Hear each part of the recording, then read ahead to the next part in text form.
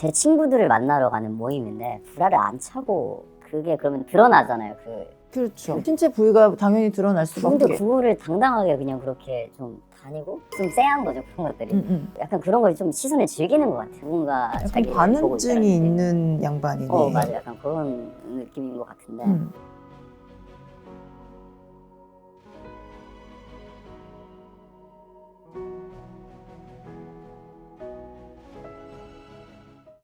안녕하세요. 안녕하십니까. 성함이 어떻게 되세요?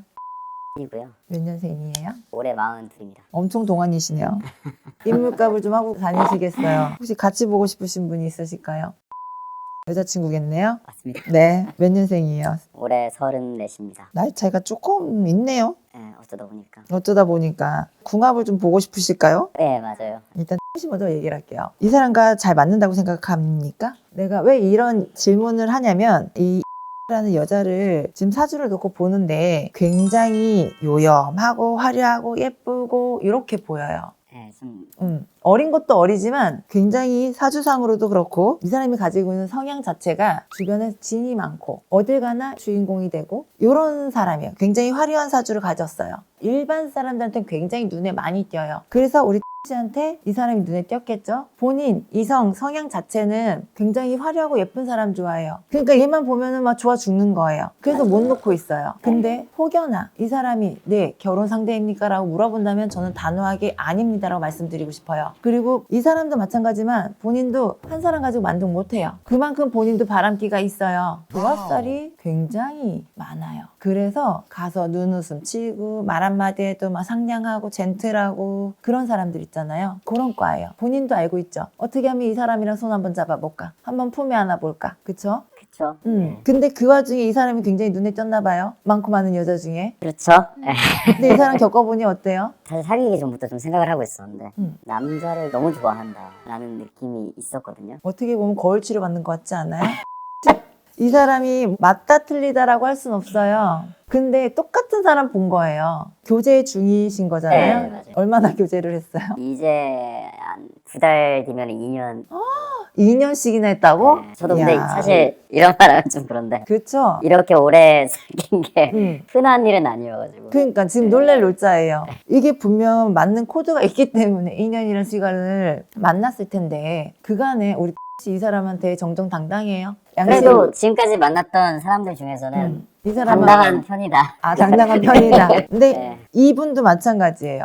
너무 끼가 많아요. 이 사람은 꽁꽁 싸매도요. 몸태에서 나오는 그 끼가 있어요. 새끼라고 하죠. 우리가 흔히. 여자가 봐도 매력적이고 남자가 보면 더 매력적이고 어떻게 해서든 뭔가 품에 안고 싶은 이런 사람이에요. 근데 이런 사람들의 특징이 뭐냐면 이 사람도 알아요. 그래서 그걸 뽐내요. 그걸 자신감으로 갖고 있어요. 솔직히 말씀드리면은 그래도 저는 애가 괜찮다라고 생각을 해가지고 그래도 좀 미래를 보고 저도 나이가 좀 됐고 나이로 치자면 결혼을 해야 되는 나이죠. 하지만 누구와 하느냐가 관건이죠. 근데 이 상대는 아니라고요. 둘이 똑같아요. 사람들이 많은 장소에 가면요. 너나 할 거 없이 튀어요. 근데 얘가 더하기 때문에 본인이 잠잡고 있는 거예요. 그리고 이 사람 친구들을 좀 만나보신 적이 있어요? 만나본 적 있죠. 다 비슷하던가요? 약간 비슷해요. 느낌이 이게 좀 끼리끼리 논다. 그게 맞아요. 노는 거예요. 이 사람과는 미래를 보는 게 아니라 노는 거예요. 같이. 그리고 우리 씨가 보면 겉궁합을 봤을 때는 그렇게 맞는 궁합이 아니에요. 두 분이. 근데 우리가 겉궁합 안 맞아도 속궁합 잘 맞으면 살아요. 그게 더 맞으면 더 잘 살아. 솔직히 진짜 좀 부끄럽긴 한데 그게 제일 잘 커요. 맞아요. 근데 이거는 결혼까지 갖고 갈 문제는 아니라고 봐요. 그것만 가지고 살 수 그렇죠. 없어. 그러니까 저도 그 생각이 좀 있어갖고 그게 전부는 아니니까 그런 고민이 또 있고 해가지고 그리고 와이프가 되면 이제 또 걱정되는 게 저는 친구가 좀 바람기가 있는 것 같다라는 거를 사귀기 전부터 생각을 했었거든요. 근데 이게 지금이야 뭐 한번 팔 수도 있는 거고 잠깐 뭐 다른 사람들 돌아오면 되니까지만 결혼을 하면은 되게 관대하시네요. 저는 그렇게 생각해요. 그냥 남녀가 이제 만나고 있어도 가끔 다른 사람 눈에 들어올 수도 있는 거고. 그렇죠. 멋진 마인드다. 그렇게 생각을 해가지고 뭐 그렇게 되시는데 근데 가족이 되면은 저는 그러면 안 된다라고 생각을 하거든요. 당연하죠. 안 되는 거지. 네, 그건 절대 안 된다. 용납할 수 없다라고 생각하는데. 근데 이렇게 끼가 많은 사람들은요, 한 가정에 어느 남자의 아내로만 못 살아요. 분명 그걸로 시끄러운 일들이 생겨. 근데 이 두 분은 그런 가능성을 완전 다 열어두고 만나는 거예요. 그래서 우리 씨는 이 사람과 둘이 있을 땐 괜찮은데 모임이나 이런 자리들이 분명히 있을 거잖아요. 그런 데서 굉장히 이 사람에 대해서 달리 보이거나 충돌이 들어오고 다툼이 들어오는 상황들이 많이 있었을 것 같아요. 많이 썼어요. 요즘은 그래서 안 다니는데 초반 중반까지는 모임 있으면 꼭 같이 나갔거든요. 왜냐면 저도 좀 애가 괜찮으니까. 근데 친구들, 특히 이제 남자인 친구들 모임 가면은 그 친구들한테 야한 농담도 되게 서슴없이 하고 제 친구들을 만나러 가는 모임인데 불화를 안 차고 그게 그러면 드러나잖아요.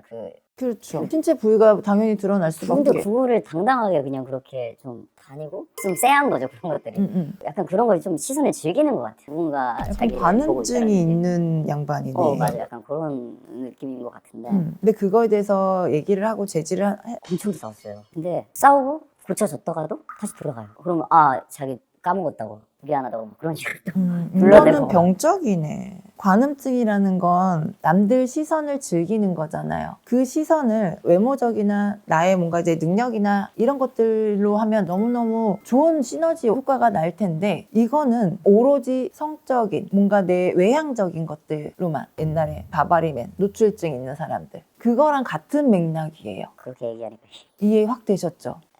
이거는 병적이라서 본인이 인지하고 바꾸지 않으면 천지신명이어도 이 사람은 안 바뀌어요. 안 바뀌어요 이게. 이거는 병이에요. 병은 치료받아야 돼요. 병이면은 치료할 수 있는 방법도 있지 않을까요? 물론 있어요. 물론 있지만 어떻게 보면 이거는 방탕한 삶을 살고 있는 거거든요. 일단은 제일 쉬운 거는 부적을 쓰는 거긴 해요. 근데 이게 이 사람한테 얼마나 먹힐지는 관건이에요. 왜냐면 강도가 굉장히 심해요. 방법은 분명히 있어요. 근데 우리 X가 알아야 될 게 있어요. 내가 이런 방법까지 함으로써 이 사람이 나한테 정말 꼭 필요한 인연인가에 대해서. 왜냐면 시간과 돈이 들어가요. 사실 그 외의 것들은 너무 좋아서. 좋다라고 생각을 해가지고 그걸 내가 다 포용할 수 있다면 근데 이제 그 외의 것들은 되는데 지금 이거는 사실 제가 포용을 할 수가 없는 거죠. 그러니까 이거를 좀 개선할 수 있는 방법이 있으면은 그 방법을 좀 써보고 싶은 마음인 거예요. 근데 이 사람이 자기가 이런 관음증까지 갔었던 어릴 적의 계기가 분명히 있다라고 좀 보여지거든요. 그게 이제 잘못된 방법으로 지금 표현이 되고 있는 거예요. 그래서 부적도 부적이지만 나는 이분을 조금 같이 모시고 와서 얘기를 좀 들어보고 이분한테 다이렉트로 좀 개가천선한 의지가 있는지. 왜냐면 이것도 스스로 좀 힘들 거라고 좀 보여지거든요. 현실을 안 보고 사는 거지. 이거 어떻게 보면 반 미친년처럼 사는 거고. 그래서 나는 이분을 좀 같이 모시고 와서 씨가 부적을 쓰더라도 같이 한번 만나서 얘기를 좀 해봤으면 좋겠어요. 그러면 진짜 좀 잘 얘기를 해가지고 한번 같이 뵙죠. 같이 한번 그러고 난 다음에 얘기를 다시 한번 합시다.